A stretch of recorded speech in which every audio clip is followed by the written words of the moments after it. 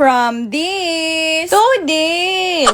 And for today's video, naimbitahan nga kaming umattend ng Lechon Combera 2026 dito sa Ormoc City. Kaya 9 AM pa lang ay bumiyahe na kami from Batu to Ormoc City at nag-check-in na kami dito sa Carlosta Hotel. Dito pala nila pinapastay lahat ng bisita nila gaya ng sex bomb at napasama pa ako sa mga bisita nila. Ay, Diyos ko po! Tanghali na nga pala kami dumating dito sa Ormoc kaya dinala kami ni Miss Kim dito sa Alto Peak at nagmerienda na din. Sobrang sarap talaga ng mga pagkain dito. May special chocolate tablia, putumaya, churros, kabkab, at syempre hindi mawawala yung dukot ice cream nila. Sobrang sarap. And after that, nagpahinga lang kami saglit at pumunta na kami sa Lechon Combera 2026. May 12 lechon masters pala dito at magkukumpit sila kung sino ang pinakamasarap, pinaka-crunchy na lechon. At syempre, para extra special naman yung mga lechon nila ay nagpo-perform muna ang isang contestant at may theme nga sila gaya ng mga Hawaiian, Encantadia, Under the Sea, yung mga ganon. At pagkatapos mag-perform ng isang contestant ay pinamimigay nga yung lechon para matikman ng lahat. Palakasan talaga ng sikmura dito kasi may 12 lechon ka pang kakainin. Diyos ko po! At syempre, hindi ko papalagpasin na hindi ako makapagpa-picture kay Mayor Lucy at kay Kong Richard Gomez. Lechon number 7. Parang maha-high blood ako dito kasi nagdadatingan pa yung mga lechon. Number 7 pa daw yun. Kaya ayun, nilibot ko na lang muna yung mga lechon na tapos na mag-perform at sobrang gaganda ng mga design nila. Mas maganda pa ata tingnan yung lechon kesa sa akin. Diyos ko po.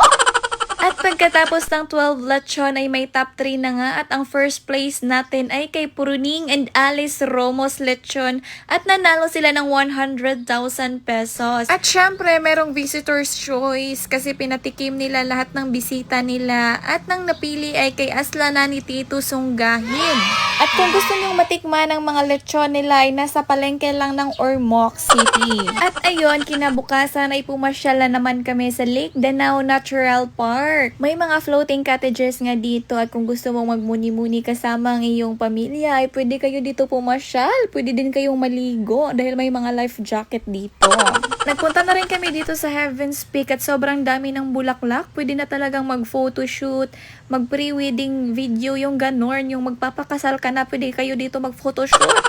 And after that, kasi medyo gutom na, pumunta naman kami dito sa Highlands. At sobrang sarap ng mga pagkain nila dito. Ngayon ko lang talaga na-discover na may mga ganito pala dito sa Ormoc. Kasi pagpapasyal kami ng Ormoc, pupunta lang kami doon sa Robinson.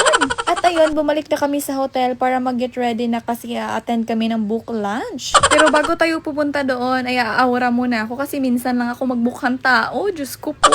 Actually, sinama lang talaga ako ng ate ko dito sa Ormoc at hindi ko naman papalagpasin ang lahat. Sumama talaga ako, no? Ayun, nagsimula na nga ang program at ito ay book lunching at pinifeature nila ang mga pagkain sa Ormoc. Nandun lahat sa libro. At ayun, kakain na naman tayo at sobrang sasarap talaga ng mga pagkain dito sa Ormoc City at hindi mawawala ang lechon at pinya. Pinya Festival nga din pala sineselebrate nila dito at may malaking plantation ng pinya dito sa Ormoc City at pwede nyo din yung puntahan at pasyalan. At syempre hindi mawawala ang dukot ice cream nila na gawa sa sunog na kanin or dukot. At nakita ko din si Juliana, sobrang ganda, si Miss Kemerut at si Ligaya. At hanggang dito nilang lahat. Maraming salamat Ormoc and thank you so much for watching. Bye-bye!